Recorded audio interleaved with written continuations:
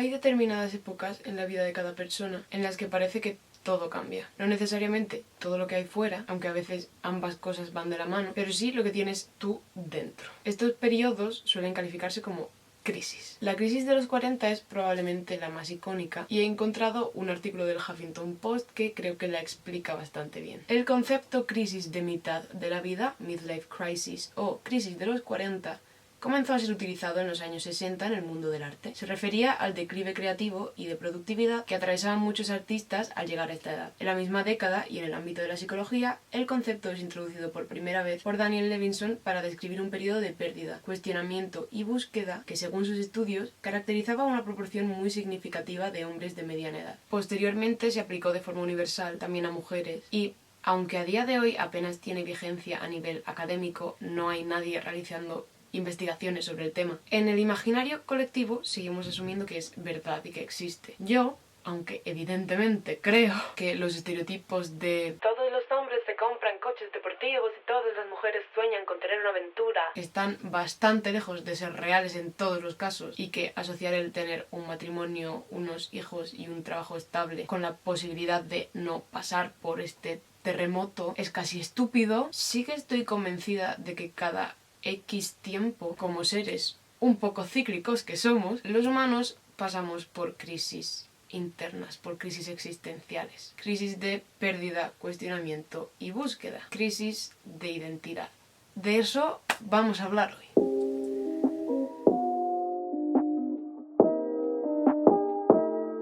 Pensando sobre el tema, me he encontrado como dos corrientes, dos formas un poco distintas en las que estas crisis pueden atacarte. La primera sería haber cambiado para adaptarte a nuevas circunstancias tantas veces que no sabes qué queda de ti por el camino. Esto está bastante mal explicado porque es muy genérico. Es más bien tener asumido que eres una serie de cosas, que hay una serie de cosas, de gustos musicales, ropa, manías, tipos de decisiones que te hacen ser tú. Y si las circunstancias que te tocan vivir te impiden o te dificultan seguir haciendo esta serie de cosas, da miedo la posibilidad de dejar de ser tú. Creo que es algo con lo que resulta muy fácil sentirse identificado en algún momento de la vida. Cuando se entra en la adolescencia, por ejemplo, casi todo el mundo pasa por una crisis de este tipo. Yo siempre había odiado de niña el contacto físico afectivo innecesario. Era como una broma interna ya en mi familia, que yo no daba abrazos, y si alguna tía abuela mayor o algún vecino aleatorio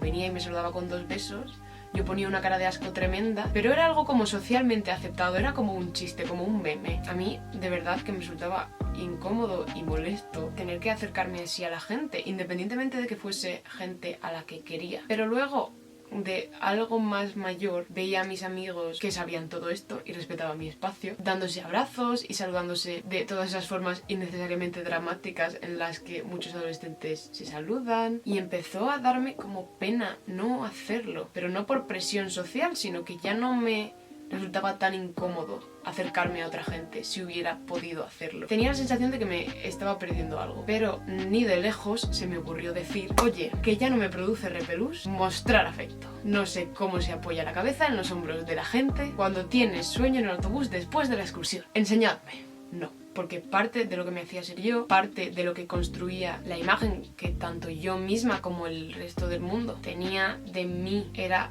lo arisca que era en ese sentido. Alejarme de esa imagen me parecía una aberración. Era como alejarme de mi yo de verdad. No sé si como un ejemplo os habrá sonado igual de estúpido que a mí. Pues es cierto que el ejemplo en sí mismo es bastante tonto, pero es un ejemplo real y es útil para entender el punto que estaba intentando hacer. En los momentos de crisis es cuando más cerca estás de ver que eso de ser tú mismo, en vez de significar que te comportes como te saldría hacerlo de forma natural, se trata de interpretar una imagen de ti mismo que has creado tú, creyendo que te resume o que capture tu esencia. Pero como el tiempo pasa y las cosas cambian, esa imagen no tiene por qué seguir correspondiéndose con la realidad. Y esa evolución es lo que no vemos y lo que nos da miedo, porque ya conocemos los pros y los contras de ser como éramos hasta ahora. Ya sabemos qué nos puede hacer daño, qué le gusta a la gente y qué no. Pero ese nuevo yo, compuesto de algunas de las antiguas esencias que me definen y de otras muchas nuevas, y de la falta del vacío de las viejas que he desechado y ya no me representan, porque ese vacío creo que también ocupa un lugar importante. Ese nuevo yo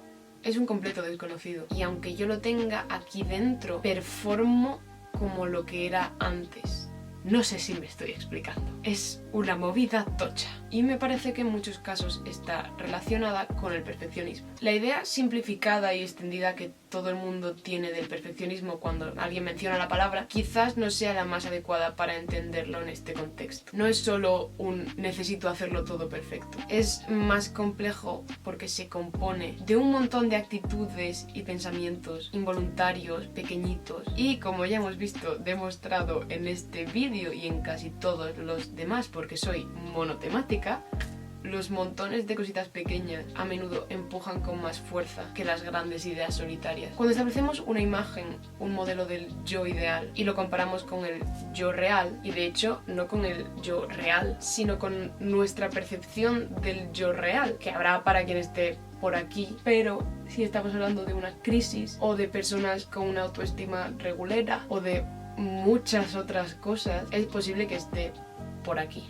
Aunque ese es otro tema. El perfeccionismo no es un pensamiento consciente y verbalizado de he de alcanzar la perfección, ser así sería perfecto y por tanto es la meta que me gustaría conseguir. No. Es una creencia tan asentada que no te planteas que sea algo artificial que ha creado tu cerebro, sino que asumes que es una verdad de la naturaleza. No crees que esa perfección sea un logro del que estar orgullosa si la alcanzas, sino que la entiendes como el mínimo aceptable que es obligatorio conseguir para ser un ser humano válido. Esa es la palabra. Si no cumples con una serie de objetivos que además te has autoimpuesto tú, no es que no seas perfecta, es que no eres válida. Esa perfección no es el primer premio, es un aprobado raspado, lo mínimo para sobrevivir. Esto nos lleva a pensar en el segundo tipo de crisis de identidad. Creo que puede entenderse si ponemos como ejemplo, en lugar de la crisis de la adolescencia, la crisis de los 20. No le pasa a todo el mundo y la palabra crisis fuera de este contexto puede sonar muy exagerada, pero cuando llegas a la universidad o a los estudios superiores o a lo que sea que estás haciendo, si sales de tu entorno habitual en el que te has criado hasta entonces y empiezas a ver mundo y ver gente y darte cuenta de lo pequeñísimo que eres y lo grande que es todo y lo grande que parece que se están haciendo todos los que te rodean y lo diminuto que te sigues sintiendo tú, un par de años así suele desembocar en una especie de confusión profunda, porque ya no eres un adolescente, ya eres a todos los niveles un adulto y la vida adulta de verdad se acerca a pasos agigantados, pero sigues igual de perdido que cuando tenías 16. Hace unos meses un profesor me dijo que si quería conseguir la matrícula de honor en su asignatura tenía que explicarle por qué creía que me la merecía. Como esas cosas se me dan fatal, hice al final un texto reflexivo, intensito, que terminó tratando un poco de este tema. Cuando lo escribí me parecía demasiado personal a todos los niveles, como para que accediera a él cualquier persona que no fuese mi profesor, mis padres y fin. Y no suelo hablar de cosas muy personales aquí, menos aún de forma directa, pero lo cierto es que creo que explica bien la idea que quiero explicar, y como mi propia identidad está en uno de esos momentos de crisis, voy a cambiar 3 o 4 cosillas del texto y lo voy a leer tal cual. No sé si esta respuesta va a ser del tipo que buscas. Aún así, voy a ser sincera, porque creo que eso es lo más importante. La etapa universitaria es un periodo complejo en muchos aspectos, pero me parece que el verdadero origen de las turbulencias es todo aquello relativo a la identidad. Al fin y al cabo, es la primera vez en tu vida en la que, con un poco de suerte y trabajo duro, estás en un sitio que has elegido por ti mismo. No tiene por qué ser la ciudad en la que naciste, ni el colegio al que tus padres decidieron que asistieras. No tienes por qué ser amigo solo de los chicos que llevan toda la vida sentándose a tu lado por el orden alfabético, ni cursar materias troncales que la ley educativa ha considerado adecuadas sin consultarte. En el momento en el que cierras el sobre de la solicitud de acceso con la carrera y la universidad de destino bien escrita, todas y cada una de esas elecciones pasan a ser tuyas. Eso significa que estás un poco más cerca de descubrir quién eres de verdad. ¿Por qué entonces iba a convertirse tu identidad en algo complicado? ¿No debería resultar más fácil entenderse a uno mismo una vez se tiene libertad? Es curioso, desde luego, pero tengo la sensación de que es algo universal. Todos nos sentimos un poco perdidos en la universidad, todos metemos la pata a veces, y quien dice a veces, dice muchas veces. Todos tenemos miedo a no ser aquello que llevamos toda la vida queriendo ser, porque estamos acostumbrados a creernos lo que hasta ahora nos habían dicho que éramos, y darnos cuenta de que quizás seamos nosotros los que tengamos que decidir en qué nos convertimos, que nuestra identidad no es un camino que esté ya marcado, sino que hemos de asfaltarlo con nuestras manitas de todavía un poco adolescentes, da bastante vértigo. Los niños brillantes son un buen ejemplo de este juego de expectativas. Si despuntan desde pequeños, si sacan buenas notas y son responsables y creativos, tanto profesores como familiares no dudarán en decírselo una y otra vez. Eres brillante, tienes un gran futuro por delante. Eres brillante, vas a llegar muy lejos. Eres brillante, de veras lo eres. Puede que los amigos también sirvan al desfile, pero de forma un poco distinta. A ti ni te pregunto que habrás sacado un 10 como siempre, que va a haberte salido mal a ti. No digas que estás nervioso cuando vas a probar seguro. Al final, muchos niños brillantes dejan de ver ese brillo como algo, valga la redundancia, brillante, como algo bueno y bonito y llamativo. Pasa a ser una etiqueta detrás de su nombre, un apellido artificial, y como si de verdad se tratase de una herencia familiar, han de estar siempre a su altura. Ser brillante les pesa y a la vez les deja respirar. Es una obligación, un mínimo necesario para no decepcionar a todos aquellos que los rodean y que dan por hecho su genialidad. Algo que deben ser siempre. Pero también es lo que les hace ser ellos mismos, lo que los define. Tienen una identidad. Por mucha angustia que pueda causarles mantenerse fieles a ella, sigue siendo una identidad y sigue siendo suya. No todo el mundo puede decir eso. La situación solo es sostenible si nunca dan ese primer paso propio, si se quedan toda la vida en alguno de esos lugares que les fueron impuestos. En el caso de que salgan, se encontrarán con tantas luces tan cegadoras que no podrán ver más allá de los 3 pasos necesarios para ir a clase y volver. Ahí es donde comienzan las dudas. Yo fui una niña brillante, aunque la ilusión se me tambaleó un poco antes de llegar a Madrid. A los 14 años entré como redactora en una revista online de literatura juvenil. El equipo entero es jovencísimo, pero por aquel entonces yo era la más pequeña. Y leía mucho para la edad que tenía. Escribía muy bien para la edad que tenía. Era brillante para ser alguien con solo 14 años, o eso me decían. Luego el tiempo comenzó a pasar. Muchos de mis amigos empezaron a publicar libros. Editoriales más grandes se interesaron por ellos. Hoy en día no hay una sola librería de España en la que no encuentre al menos una de sus historias. La enorme mayoría del tiempo esto me hace tremendamente feliz y me llena de un orgullo que no soy capaz de poner en palabras. Pero hay ratos en los que a estos se les añade un pensamiento paralelo, que en mi caso el único cambio visible es que hoy en día ya no soy alguien de solo 14 años. Era brillante porque hacía las cosas bien para ser pequeña, pero ya no soy pequeña. En la universidad pasa lo mismo. Nuestra carrera, comunicación audiovisual, está a rebosar de gente que quiere hacer cine y televisión, gente que sabe mucho de cámaras, que ha grabado varios cortometrajes, que se ha visto todos los clásicos, que desborda creatividad en cada trabajo de cada asignatura y logra convertir cualquier tarea aburrida en algo que podría considerarse pura genialidad. Esto es muy inspirador, pero también pone en funcionamiento esos engranajes del cerebro que son un poco menos benévolos. Estoy rodeada de gente que brilla más fuerte que yo y no tengo ni idea de en qué me convierte eso. ¿Quién soy ahora que todo el mundo a mi alrededor es brillante? Si lo que me hacía ser yo, lo que me definía, ha pasado a ser una característica común a cualquier individuo al que pueda dirigirme, ¿qué queda de mí? ¿Qué he sido hasta ahora? Y el mecanismo siempre termina volviendo al principio. ¿En qué me convierte eso? Como nunca me han gustado ninguna de esas preguntas, solía ignorarlas. Me centraba en lo único en lo que todavía podía apoyar un resquicio de esa identidad perdida, las notas. Ni siquiera entre la gente brillante es habitual sacar más sobresalientes que cualquier otra calificación. Si enfocaba toda mi energía en ello, quizás podría seguir destacando en algo, seguir siendo algo. Hace un tiempo, no demasiado, me di cuenta de que tomar aquella decisión fue un error terrible. Sacar buenas notas siempre había sido para mí más una obligación autoimpuesta que algo de lo que estar orgullosa. Pero llegó un punto en el que ni siquiera experimentaba la más mínima realización personal cuando veía un 10 en la pantalla. Era más bien alivio. Si lo piensas, tiene lógica. Mi cerebro se había convencido a sí mismo de que exceder era mi trabajo, así que ¿por qué iba a sentir la necesidad de celebrar una buena nota? Estaba cumpliendo con lo que me tocaba, como cuando barres la casa o friegas los platos. Nadie está contento por haber terminado con las tareas del hogar, más allá de que implica no tener que limpiar hasta que todo vuelva a ensuciarse. Lo malo es que esos periodos de pulcritud cada vez se me hacían más cortos, porque veía una mota de polvo y me parecía una amenaza, un peligro con el que tenía que lidiar ya, o no habría forma de conseguir que la casa volviera a estar limpia nunca. Lo bueno es que hablo en pasado, porque estoy aprendiendo a hacer las cosas mejor. Mejor para mí, no para mis notas. No sé cómo de contraproducente será que te diga esto o cualquiera de las otras piedras que parece que estoy tirando contra mis calificaciones, pero es la verdad, y ya te he dicho que iba a ser sincera. Voy poco a poco, porque estas cosas llevan su tiempo, pero estoy empezando a entender que lo que me hace ser yo no es el resultado, es el proceso.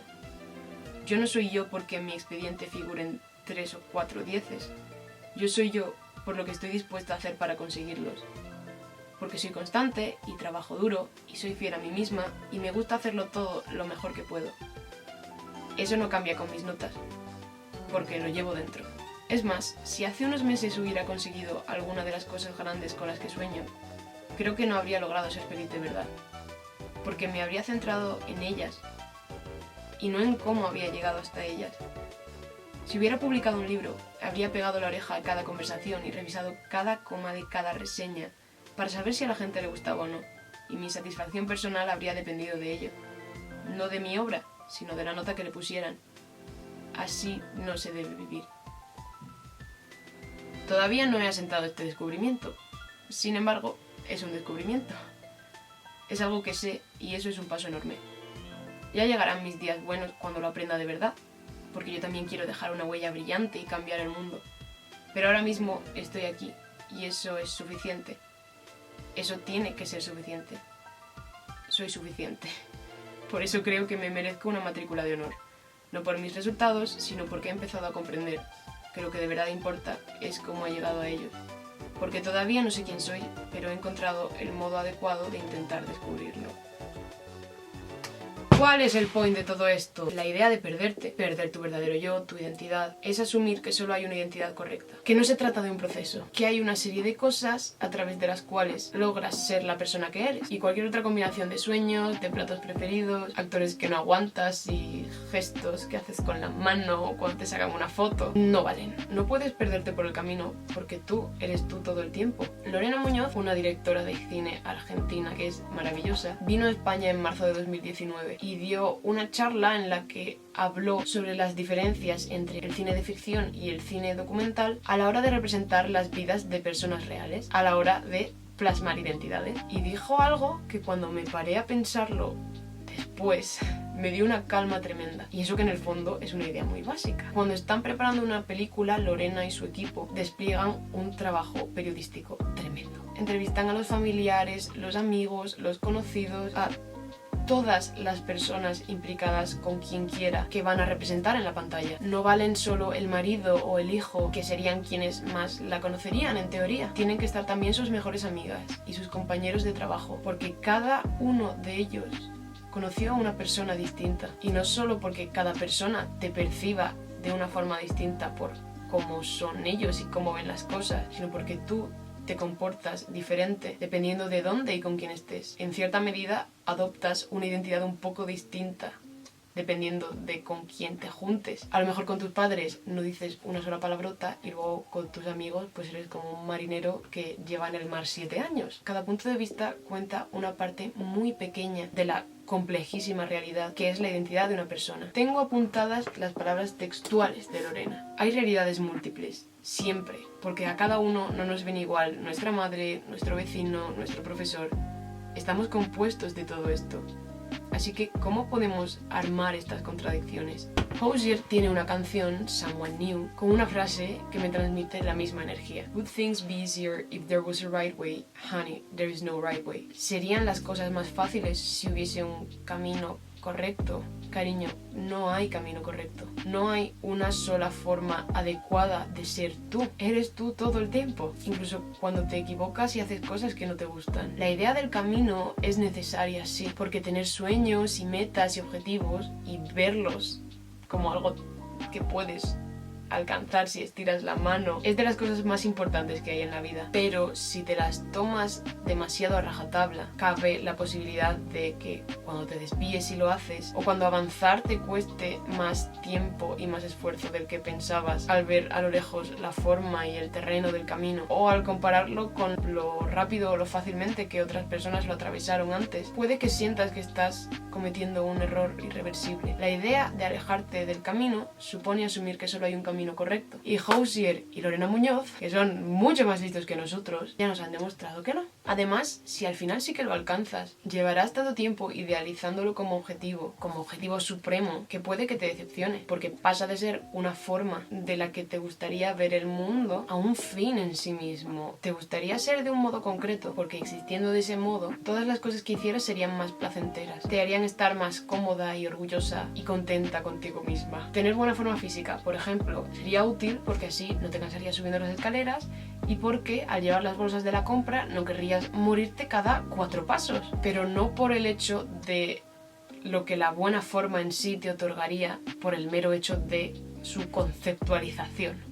No sé si me estoy explicando. Es también como entrar a la carrera que te gusta, por ejemplo. Ya llevamos todo el vídeo en modo universitario. Te centras tanto en el proceso, en coger hábito de trabajo, en estudiar, en causar buena impresión, que te desgasta. Y olvidas que entrar a la uni no es un fin en sí mismo, aunque deberías estar muy orgulloso de conseguirlo, porque sí que es algo difícil, sino un principio. En el caso de tu identidad, de convertirte en el tipo de persona que deseas ser, ni siquiera sería de forma tan evidente el principio de nada. Sería un cambio en tu forma de enfrentarte a las cosas. Y aunque eso puede llegar a ser incluso más importante y más necesario, si durante los años que te ha costado llegar a ello no lo has visualizado así, sino como una meta, como algo que debe otorgarte satisfacción instantánea al alcanzarlo, te puedes pegar un pedazo de batacazo. La identidad no es algo estático, es un proceso, algo tan progresivo que ni siquiera serás capaz de establecer con exactitud el día en que todo en ti estaba tal y como lo soñabas, porque no solemos soñar con valores tangibles y cuantificables y porque somos los que menos confiamos en nosotros mismos, los que más duro nos juzgamos.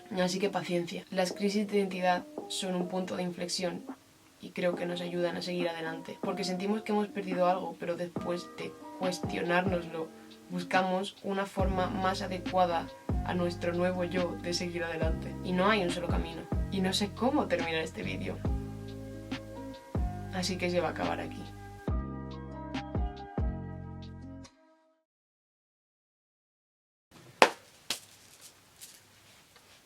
Lo de la crisis de identidad propia mía es cierto, y eso se aplica a todos los aspectos. Por ejemplo, YouTube. Quiero hacer las cosas distinto. Y no sé cómo. No sé cómo hacer las cosas distinto, no es que tenga una idea de quiero conseguir esto con mi canal, pero quiero cambiar. No estoy cómoda haciendo exactamente lo mismo que hacía antes. Y no sé qué va a significar eso, pero os lo digo porque me parece importante que lo sepáis también y porque no os asustéis si de repente veis cambios, porque la identidad es un proceso, bla bla bla bla bla.